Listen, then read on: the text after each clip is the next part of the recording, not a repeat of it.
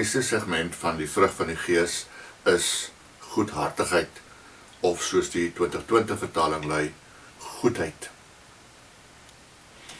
In Romeine 2 vers 4 skryf Paulus, God is ryk in goedheid, verdraagsaamheid en geduld.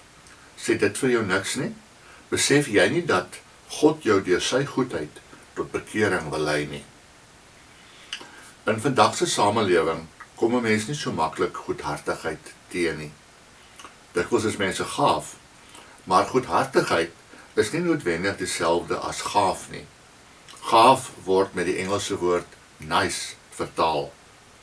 En die Woordeboek gee meer as een betekenis vir die woord. Gaaf, aangenaam, mooi, lief. 'n Mens kan goedhartig wees, maar nie gaaf nie. Goedhartigheid beteken jy doen iets sonder om iets terug te verwag. Goedhartigheid is respek vir ander en om hulp te verleen sonder om te verwag dat iemand jou moet help. Ons moet goedheid aan ander bewys, want dit is presies wat God aan ons bewys het. Deur sy goedheid het hy ons by die hand geneem en ons tot bekering gelei. Romeine vertel ons dat deur sy goedheid wil God ons verander. God bewys sy goedheid aan ons, hoewel ons dit nie verdien nie. Ons kan onsself nie voor hom regverdig nie.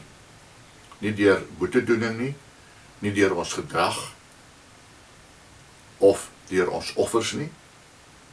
Wanneer 'n mens iets van God se groot genade begryp en besef dat ons alles in onverdiende genade ontvang, stem dit jou nederig.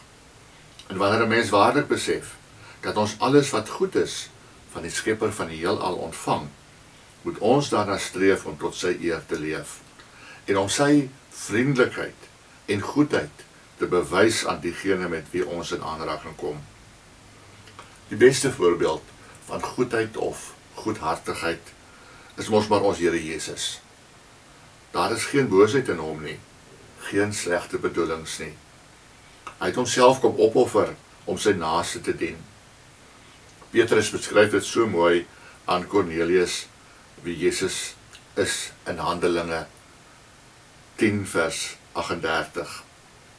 Julle weet van Jesus van Nasaret, dat God hom met die Heilige Gees gesalf en met krag toegerus het.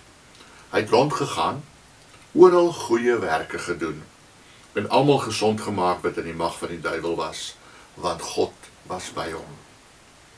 Dis mos wie ons dien.